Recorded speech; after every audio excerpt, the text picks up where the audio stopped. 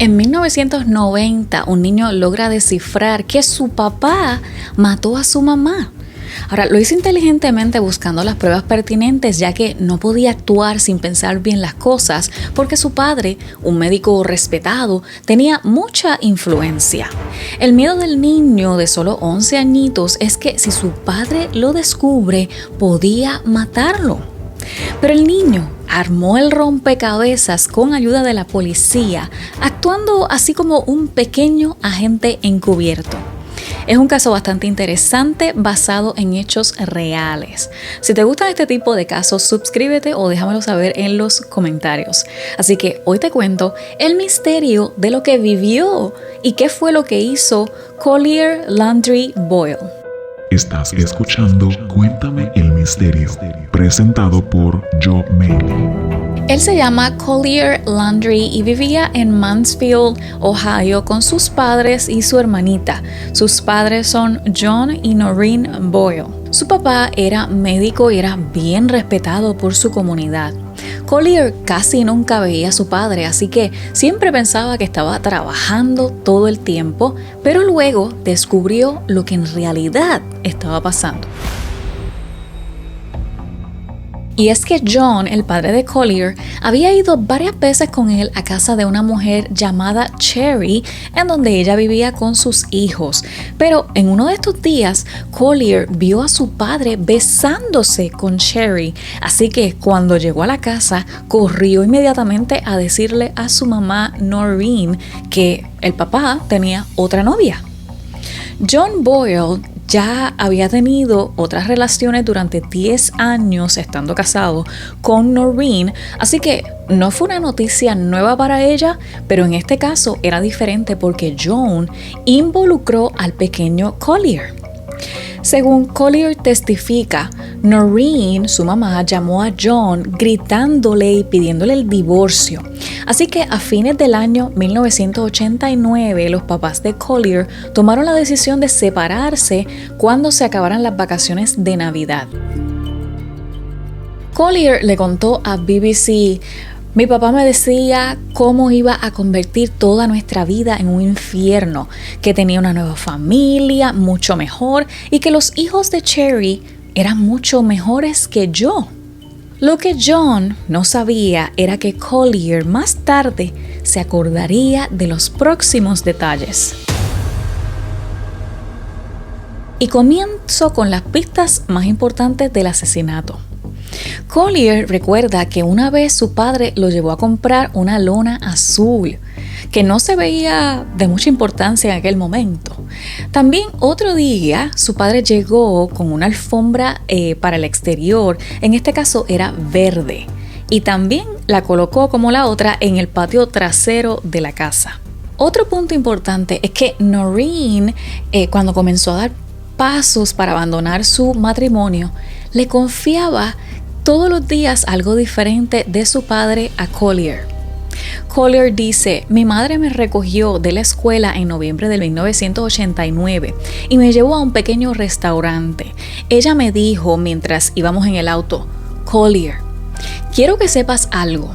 Nunca te abandonaría. Y si tu padre te dice que te dejé, si en algún momento pasara, no es porque me haya ido, es porque tu padre me mató. Después de esta conversación, el niño hizo una lista de todos los números de teléfono de los amigos de su madre y los escondió dentro de un peluche que tenía de Garfield en su cuarto. Llega el 30 de diciembre del 89, recordando el acuerdo de los padres de Collier que tenían, ya que faltaban días para que se acabaran las vacaciones. O sea, significaba que Noreen comenzaría pronto una nueva vida con Collier. Fue el último día que Collier vio a su madre. Ese 30 de diciembre estaba todo normal durante ese día hasta que llegó la noche. Ahora sí nos vamos al día del asesinato. Collier se despierta a mitad de la noche del 31 de diciembre del 89 por un grito que oyó. Y con 1 minuto y medio de diferencia escuchó 2 golpes muy fuertes. Entre los golpes escuchó a su padre susurrar algo que no entendió. Se preguntó a él mismo, ¿me levanto para observar lo que está sucediendo o me quedo en la cama? Pero entonces escuchó pasos en la habitación y se escondió en la cama mientras sintió que alguien caminaba lentamente por el pasillo. Y Collier miró en ese momento el reloj de Batman que tenía en la pared. Eran las 3:18 de la madrugada. Collier dice, bajo las sábanas me quedo lo más quieto que puedo y veo unos pies en la puerta de mi cuarto. Tengo la cabeza doblada y todo envuelto dentro de mí. Pero algo en mi mente, no sé si lo llamaré espíritu o cualquier otra cosa, me dice, no mires hacia arriba, no mires hacia arriba. Así que Collier se hizo el dormido y vio que el papá se fue. En eso, se queda inmóvil completamente y de alguna manera u otra se volvió a dormir. Él se despierta y corrió rápidamente a la habitación de su madre. Las sábanas de la cama estaban desordenadas, lo que llamó mucho la atención porque Noreen siempre ordenaba la cama tan pronto como se levantaba.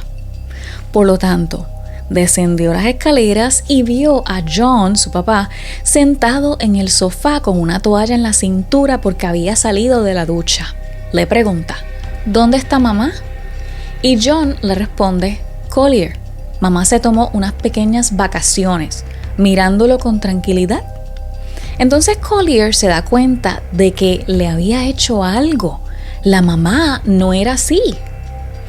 John comenzó a hablar sobre cómo discutieron en medio de la noche y cómo su madre le gritaba sobre su amante, el dinero y el divorcio. Collier le pregunta al papá, ¿qué pasó con los golpes que escuché en medio de la noche? Y John le dice, tu madre me arrojó su bolso, por lo que debes haber escuchado el sonido del bolso golpeando la pared. Collier le dice, pero ¿acaso eso pasó 2 veces? Y el papá dice, Collier, eso es exactamente lo que escuchaste. Su abuela apareció en ese momento, entonces John le dice a ella que Noreen se había ido después de la pelea y que no habían llamado a la policía. Entonces ellos le dicen a Collier, no hay motivo para sentir miedo, tu madre regresará. Noreen no lo había dejado así y por supuesto Collier no le creía a su papá. Así que buscó el teléfono inalámbrico, corrió hacia su cuarto y buscó la lista de números colocados en el peluche de Garfield.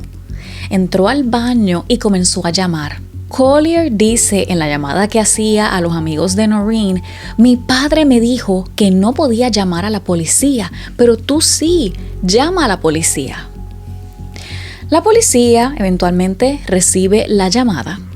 Llegan a la residencia, pero la abuela paterna es la que abre la puerta y se alteró diciéndole a Collier, tu padre te dijo que no llamaras a la policía.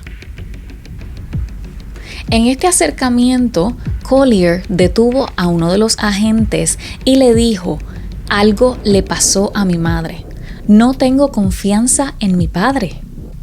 Sin olvidarnos que Collier solo tenía 11 añitos, al principio no lo consideraron importante.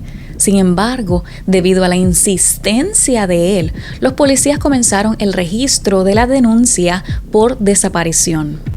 En el día de Año Nuevo, David Messmore, un detective, recibió el informe de la desaparición de Noreen y comenzó a sospechar. Por lo tanto, lo primero que hizo fue ir a la casa. La abuela abre la puerta preocupada, de nuevo la policía, ¿no? Pero Collier estaba a cargo de su abuelita porque el papá se había ido a trabajar, así que no le quedó de otra que dejar que el niño hablara con el detective. Collier le dijo al detective que su madre nunca lo abandonaría y le pidió su tarjeta con los datos de contacto. Miró al detective fijamente a los ojos y le dice, no puedo hablar aquí, pero lo haré mañana, así que te llamaré mañana. Collier, El niño era muy inteligente porque lo normal es que en este tipo de casos donde la mamá desaparece, la mayoría de los niños estaría confundidos y devastados por la pérdida de su madre. Pero Collier estaba en un estado diferente. Es como si estuviera preparado para esto.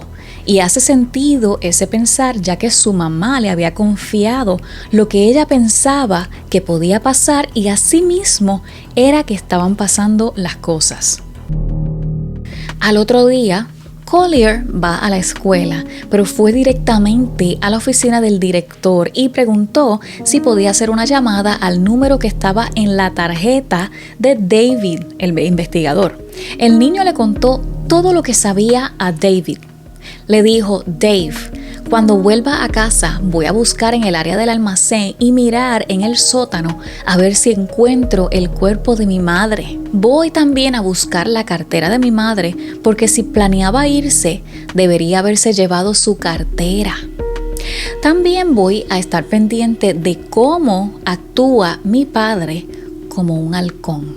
Así que Collier tomó esas responsabilidades como todo un pequeño detective. El padre de Collier se negaba por completo a hablar con la policía, pero el detective David le creyó a Collier y siguió visitando casi todos los días la casa durante semanas. Y durante todo este tiempo, Collier estuvo en contacto constante con David para darle toda la información que pudiera ayudar a esta investigación. Ahora, de la nada, de esos días, luego que Collier se arriesgó y también le dio toda la información que tenía, el detective David se encontró con sus propios problemas, porque cuando intentó hacer más averiguaciones, porque el papá de Collier, John Boyle, era rico e influyente, David recibe una orden de su superior en la policía para que ignorara el caso.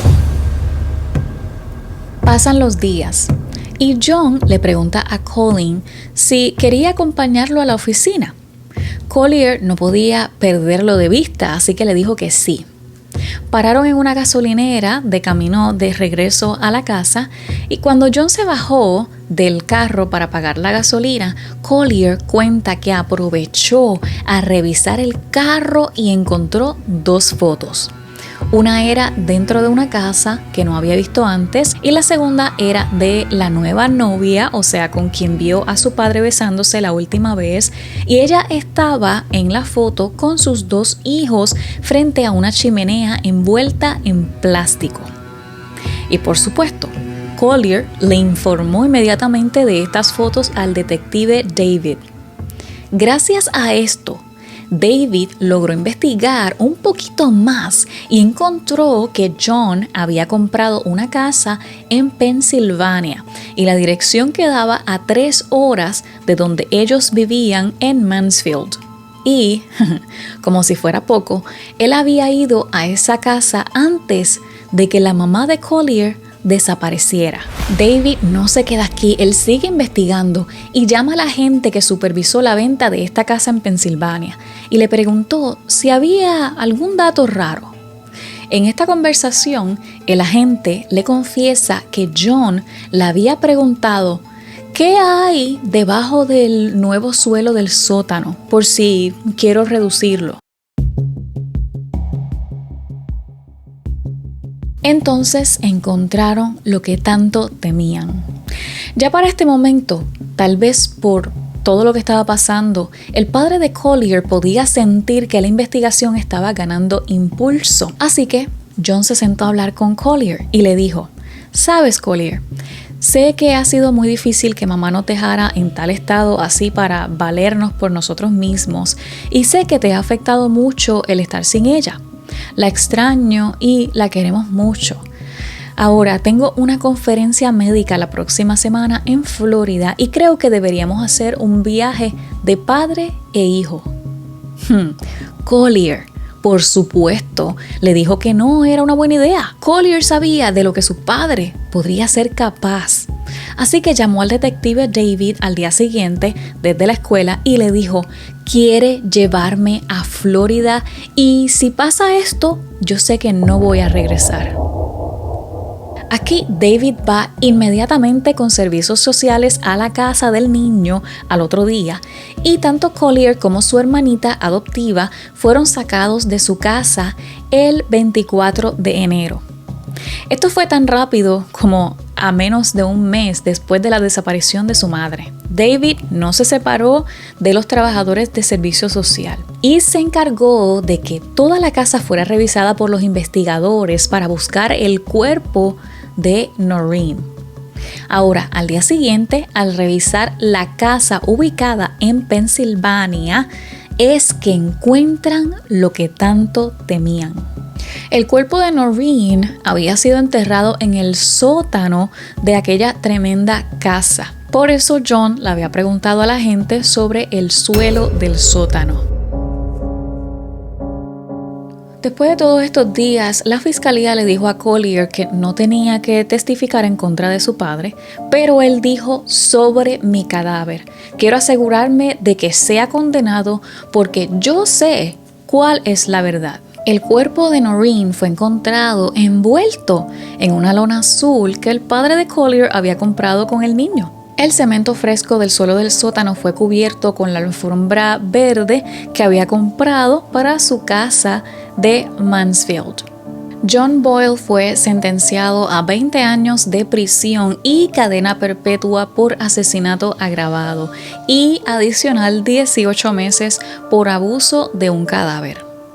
Fue admitido en el sistema penitenciario de Ohio el 6 de julio de 1990 y despojado de su licencia médica. De acuerdo al Mansfield Journal, John solicitó permiso de libertad condicionada en diciembre 7 del 2010, pero por la magnitud del asesinato aún se consideraba un riesgo para la comunidad.